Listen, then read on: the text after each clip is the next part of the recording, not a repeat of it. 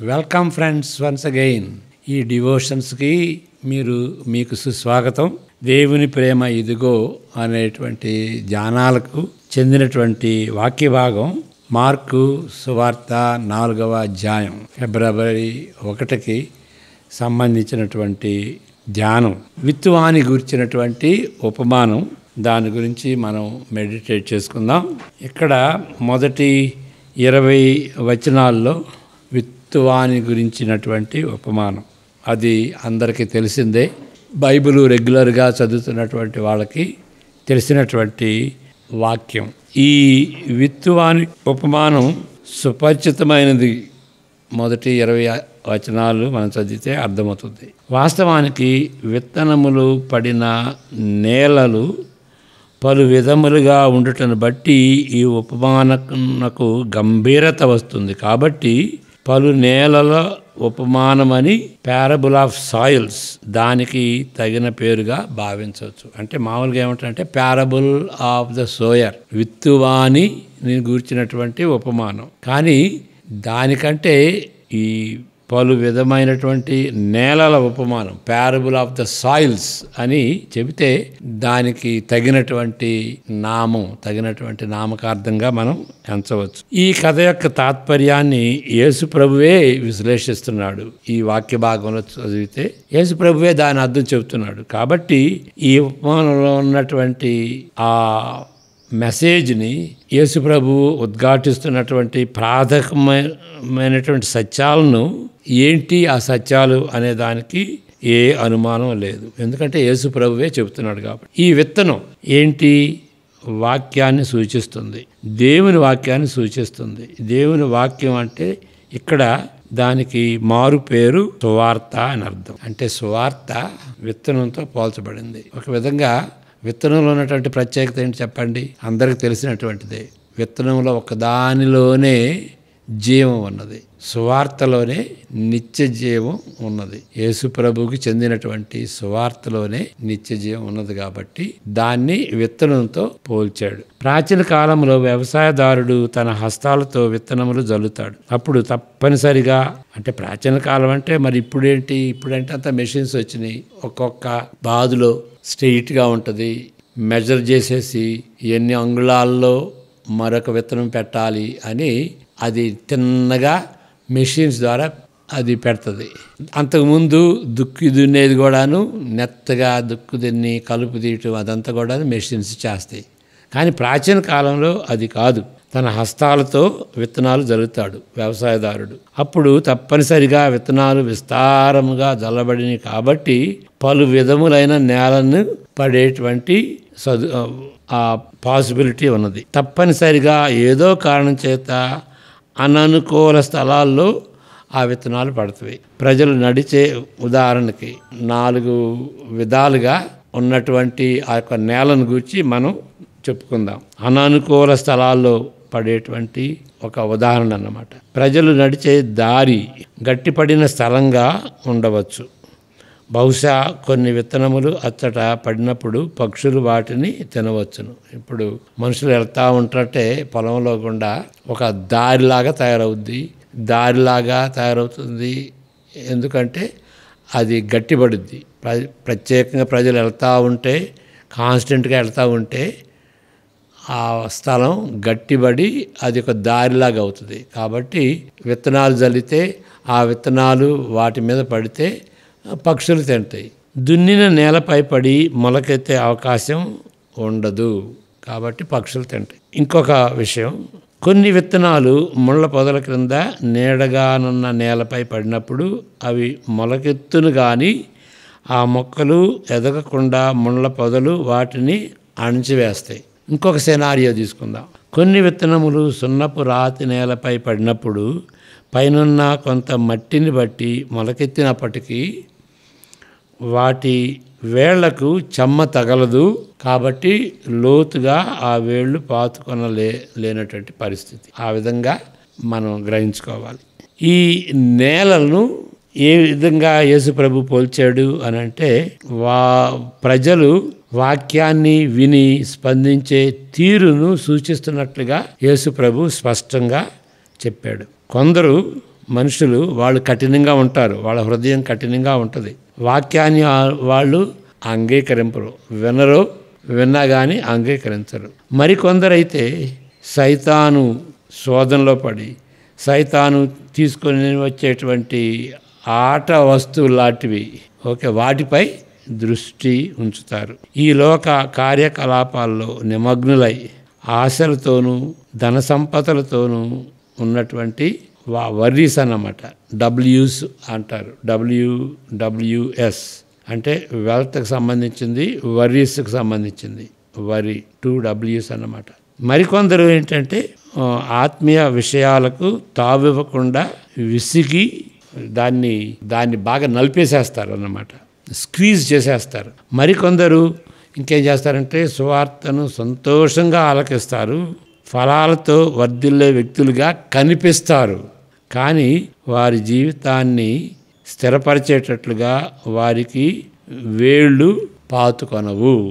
కాబట్టి పైకి ఆ విధంగా ఉంటుంది, కానీ కొంతకాలం వాళ్ళు చిగురేస్తారు, కానీ ఆ ఎండ దెబ్బకి అవి మాడిపోతాయి. ఎందుకంటే దానికి వేళ్ళు లేవు, నరిష్మెంట్ ఉండదు, కాబట్టి ఆ విధంగా నశించిపోతాయి అన్నమాట. ముందుగా వెంటనే వస్తాయి, కానీ తర్వాత నశించిపోతాయి. ఎందుకంటే వేళ్ళు లోపలికి వెళ్ళవు. పైన ఏదో రాతి నేల మీద ఉన్నటువంటి ఆ మట్టిని బట్టి అవి ఫలిస్తాయి, కానీ ఫలాలు మాత్రం అంటే చిగురిస్తాయి, కానీ ఫలాలు మాత్రం ఉండవు. ఈ ఉపమానంలో అర్థం ఇంతవరకు చాలా స్పష్టంగానే ఉంటుంది. దీనిలో అది స్ట్రైట్ ఫార్వర్డ్, కానీ మరికొన్ని 2 లక్షణాలు కూడా మనం గ్రహించాలి. ఏంటంటే మొదటిగా అనేక ఉపమానముల వలె ఇది కూడా మెస్సయా రాకడను గూర్చి వారికున్న అవగాహనలను యేసు ప్రభు సరిదిద్దుతున్నాడు. యేసు ప్రభు యొక్క రాకడను గురించి వాళ్ళు అపార్థం చేసుకున్నారు కాబట్టి వాటిని సరిదిద్దుతున్నాడు యూదుల్ని.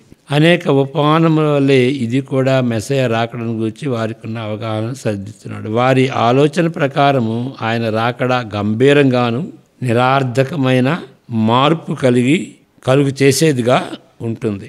అప్పుడేమవుతుంది, ఆయన వచ్చినప్పుడు, మెస్సయా వచ్చినప్పుడు నేరస్తులు, దుష్టులు తీర్పుకు లోనవుతారు, వారు ఖండించబడతారు. అయితే నీతిగా జీవించేటువంటి వాళ్ళు, శుద్ధిగా జీవించేటువంటి వాళ్ళు సంతోషంగా ఆయన రాజ్యంలో చేరతారు, వాళ్ళు మార్పు చెందుతారు, ట్రాన్స్ఫర్మేషన్ ఉంటుందన్నమాట, పరివర్తన అప్పుడు వాళ్ళలో కలుగుద్ది. ఈ విధంగా చివరి రాజ్యం కొరకు, అల్టిమేట్ కింగ్డమ్ గురించి వాళ్ళు తలంచేటువంటి తీరు అదన్నమాట. అది మెస్సయా రాజ్యం, అది అంతిమ రాజ్యం, అది ఈ విధంగా ఉంటుంది. ఇప్పుడు ఒక విధంగా ఒక మ్యాప్ లాగా చిత్రీకరించాలి అని అంటే, వాళ్ళు యూదులు ఈ యుగం దుష్టయుగం, రాబోయే యుగం మహిమయుగం. ఈ మహిమయుగం మెస్సయా రాకడతో ప్రారంభమవుద్ది. అప్పుడు ఏమవుద్దంటే, ఆ దినాన ఎప్పుడైతే ఆయన వస్తాడో ఇక్కడ ఒక భూకంపం లాగా, ఒక తుఫాన్ లాగా, ఒక గంభీరంగా, సడన్ గా, అకస్మాత్తుగా, అనుకోనటువంటి రీతిగా అది వస్తుంది. అప్పుడు ఏమవుతుంది, ఇక్కడ దుష్టులుగా ఉన్నటువంటి వాళ్ళు అణచబడతారు. ఎవరైతే నీతిమంతులుగా జీవిస్తారో వీళ్ళు యూదులు అన్నమాట, వీళ్ళు హెచ్చింపబడతారు. ఆ విధంగా పరివర్తన జరుగుద్ది. అది యూదుల అవగాహన, దేవుని రాజ్యం గురించినటువంటి యూదుల అవగాహన. ఇప్పుడు ఒక విధంగా యేసుప్రభు చెప్పేది ఏంటంటే దీనికి డిఫరెంట్గా ఉంటుంది. అది ఏంటి అని అంటే, ఒక విధంగా మనకు అర్థమయ్యేటట్టుగా టూకీగా చెప్పాలంటే, ఈ విషయం జరిగేది ఎప్పుడంటే యేసుప్రభు లెక్కలో, మన లెక్కలో, క్రొత్త నిబంధన లెక్కలో ఏంటంటే, ఇది రెండవ రాకడ సమయంలో ఆ విధంగా జరుగుద్ది, సడన్గా జరుగుద్ది. అక్కడ మహిమలో ప్రవేశిస్తారు, యూదులే కాదు అందరూ ప్రవేశిస్తారు. ఇంకొక మెయిన్ విషయం ఏంటి అని అంటే, ఈ రెండవ రాకడకు ముందు మొదటి రాకడ ఉంటుంది. యూదులకి ఆ ఐడియా లేదు, ఒకే రాకడ. అదే మనం అనుకునేది రెండవ రాకడకు కొంచెం దగ్గరగా ఉంటుంది అన్నమాట. ఈ రెండవ రాకడ ఎట్లా ఉంటుందంటే, మొదటి రాకడ ఎట్లా ఉంటుందంటే ఈ రెండవ రాకడకి సిద్ధపరిచేదిగా ఉంటుంది. ఇది ఎట్లా ఉంటుంది అని అంటే, ఇది బూమ్రాంగ్ లాగా, కెటాస్ట్రఫిక్ లాగా, సృష్టి అంతా దద్దరిల్లేటట్టుగా, ఆ విధంగా భూకంపం వచ్చేటట్టుగా ఆ విధంగా ఉండదు. కానీ అది నెమ్మదిగా క్వైట్గా అది వస్తుంది, క్వైట్గా ఎదుగుతుంది. ఏ విధంగా ఎదుగుతుంది అని అంటే క్వైట్గా ఎదుగుతుంది. ఏ విధంగా అంటే యేసు ప్రభు దేవుని రాజ్యం గురించి చెప్పినప్పుడు మత్తయి సువార్త 13లో ఉంటుంది. అది ఏ విధంగా ఉంటుందంటే ఒక మస్టర్డ్ సీడ్ లాగా ఉంటుంది. ఇక్కడ 4వ అధ్యాయం మార్కు సువార్తలో కూడా ఆ ఉపమానాన్ని చెప్తాడు. అది ఏ విధంగా ఉంటుంది అని అంటే ఇక్కడ ఆవగింజ, మస్టర్డ్ సీడ్, ఆవగింజ ఉపమానం చెప్తాడు ఇక్కడ 30-32లో. 4వ అధ్యాయం మార్కు సువార్త 4:32 అంటే వాళ్ళకున్నటువంటి అవగాహనాన్ని కరెక్ట్ చేస్తూ సరిదిద్దుతూ చెప్పినటువంటి ఉపమానం. అదేంటంటే అది క్వైట్గా ఆవగింజలాగా ఎదుగుద్ది. మరియు ఆయన ఇట్లా నేను దేవుని రాజ్యము ఎట్లు పోల్చెదము, ఏ ఉపమానంతో దానిని ఉపమించదము, అది ఆవగింజను పోలి ఉన్నది. ఆవగింజ భూమిలో విత్తబడినప్పుడు భూమి మీదనున్న విత్తనములన్నిటికంటే చిన్నదే గాని విత్తబడిన తరువాత అది మొలిచి ఎదిగి కూర మొక్కలన్నిటికంటే పెద్దదై గొప్ప కొమ్మలు వేయును గనుక ఆకాశ పక్షులు దాని నీడను నివసింపగలవనెను. మనం ఆవగింజ చిన్నది కదా, మరి దాని మొక్క మన దృష్టిలో చాలా చిన్నది అయినప్పటికీ చిన్న చిన్న మొక్కల కంటే అది పెద్దగా అవే అవకాశం ఉన్నది. ఇప్పుడు నాగాలాండ్లో మేము ఉన్నాం. నాగాలాండ్లో ఈ ఆకులు వాళ్ళు కూర వండుకుంటారు, కూరలో వేసుకుంటారు అనమాట. అవి పెద్దగా ఉంటాయి, పక్షులు కూడా దాని మీద వాలతాయి. కాబట్టి చిన్నగా ఉన్నటువంటి గింజ పెద్దదయ్యి ఒక విధంగా కూరగాయలు వాటి అన్నిటికంటే ఆ మొక్కలన్నిటికంటే పెద్దదిగా ఉంటుంది అన్నమాట. పక్షులు వాలేటువంటి రీతిగా పెద్దదవుతుంది, స్లోగా ఎదుగుద్ది. ఇంకొక ఉపమానం కూడా యేసు ప్రభు ఏం చెబుతాడంటే అది ఈస్ట్ లాంటిది. ఈస్ట్ పెరుగు మనం తోడు పెడతాం కదా, కొంచెం తోడేస్తాం పాలల్లో, అది క్వైట్గా 8 గంటలు అయ్యేటప్పటికి అదంతా పులిసి మనం తినేటట్టుగా పెరుగు అవుతుంది అన్నమాట. అది ఆర్భాటం ఉండదు, శబ్దం చేయదు, క్వైట్గా అది దాని యొక్క ప్రభావం క్వైట్గా పాకు. అది ఇక్కడ వాళ్ళకున్నటువంటి అవగాహన కంటే ఇది డిఫరెంట్గా ఉన్నట్టుగా మనం యేసు ప్రభు దాన్ని కరెక్ట్ చేస్తున్నాడు. ఈ విధంగా వచ్చింది యేసు ప్రభు రాకడతో, మొదటి రాకడతో దేవుని రాజ్యం వచ్చింది. కానీ ఆర్భాటంగా రాలేదు.